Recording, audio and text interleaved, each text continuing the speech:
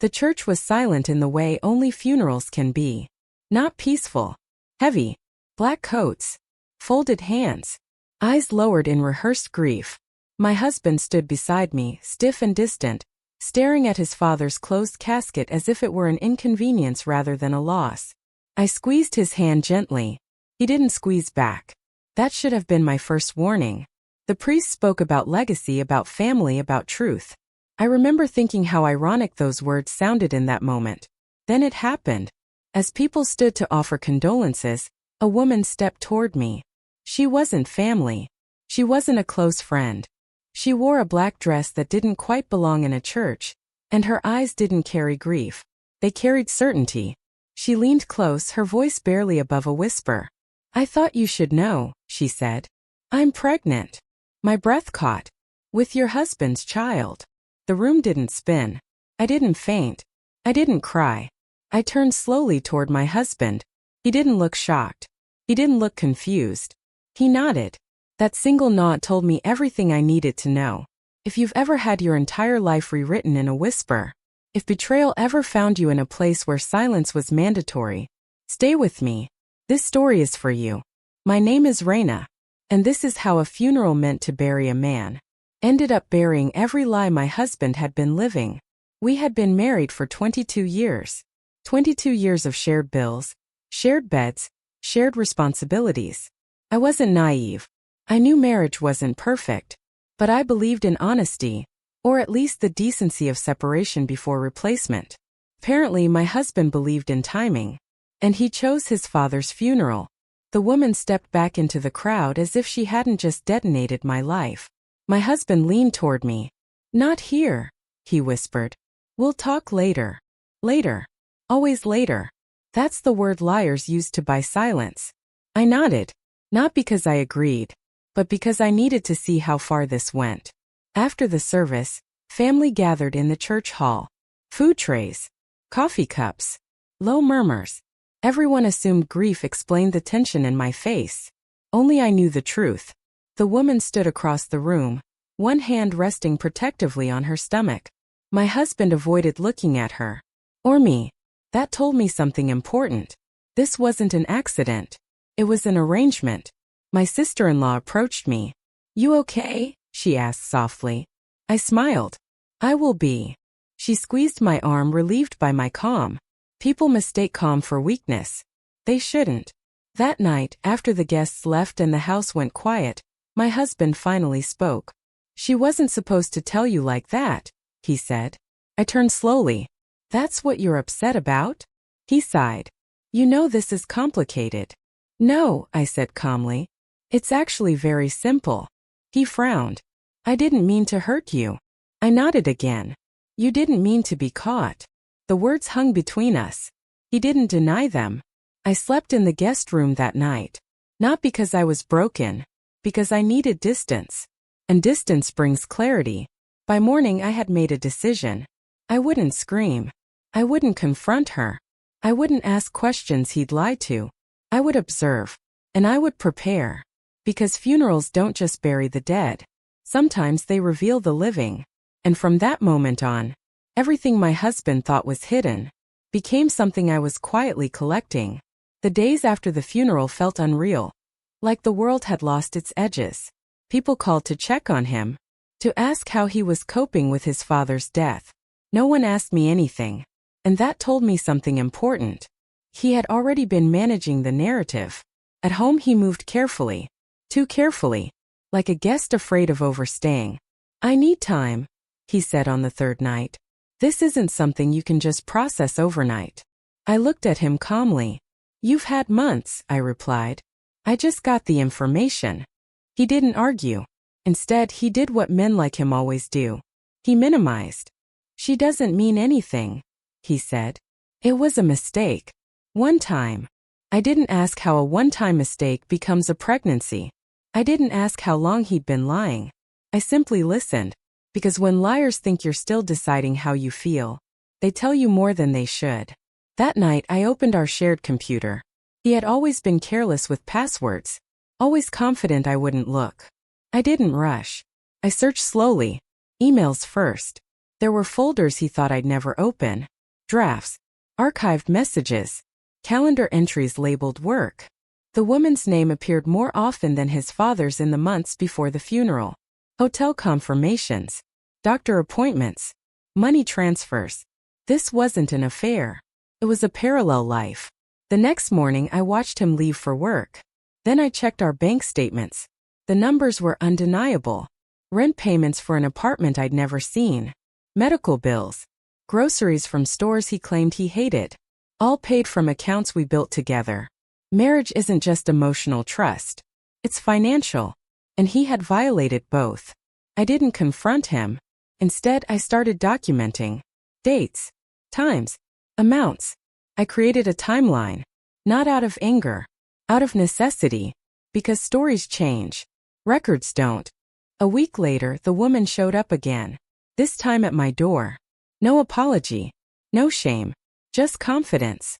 I didn't want you hearing things from him, she said. He's overwhelmed. I let her talk. She explained how they met. How he told her we were basically done. How he promised to leave after his father passed. I nodded slowly. And the baby? I asked. She smiled. He's excited. That's when I knew.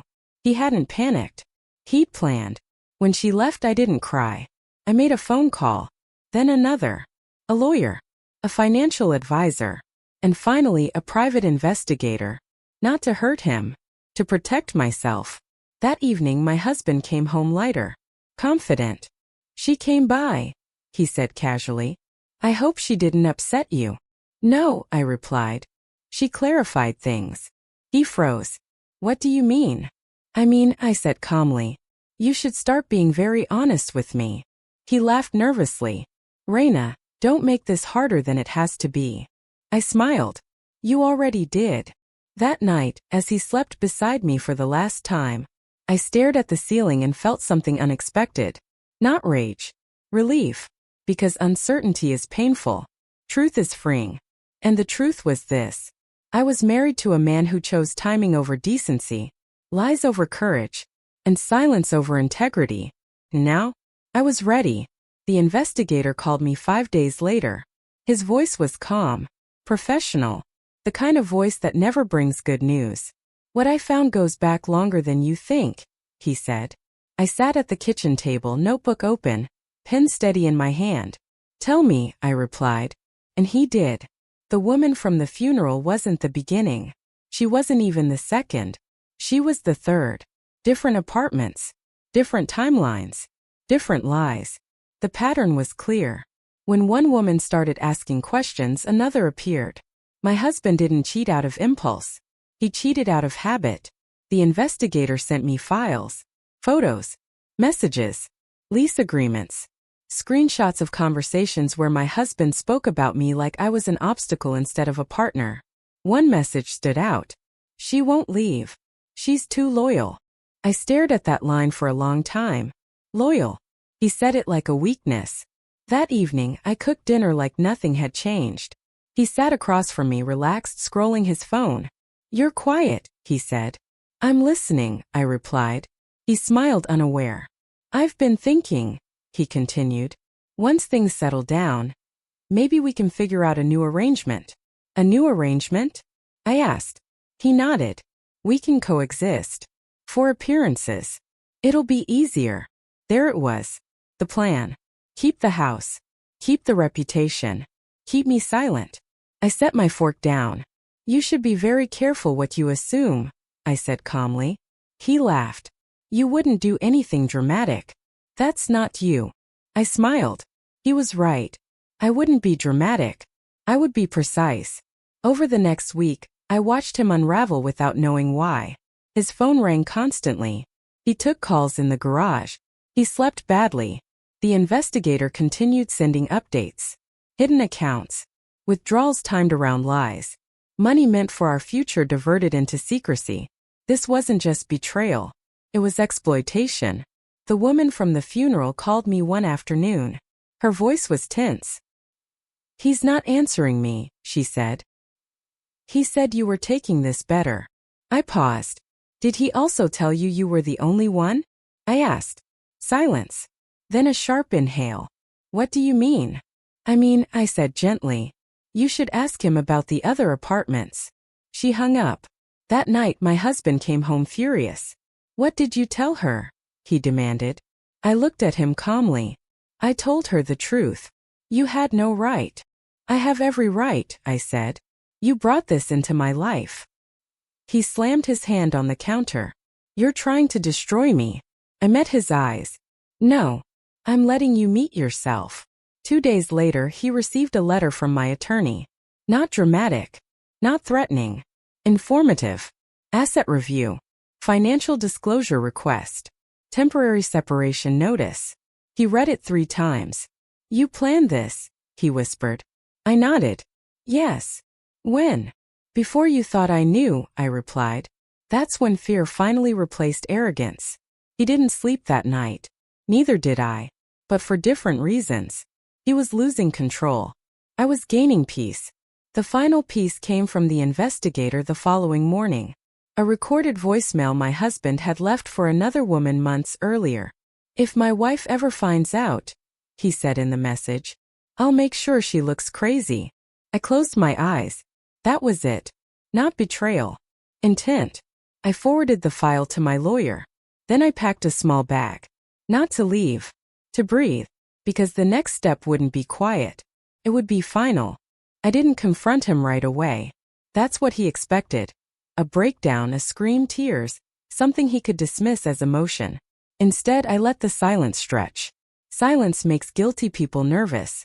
3 days later, his phone rang while we were sitting in the same room. He glanced at the screen, went pale, and declined the call. Who was that? I asked calmly.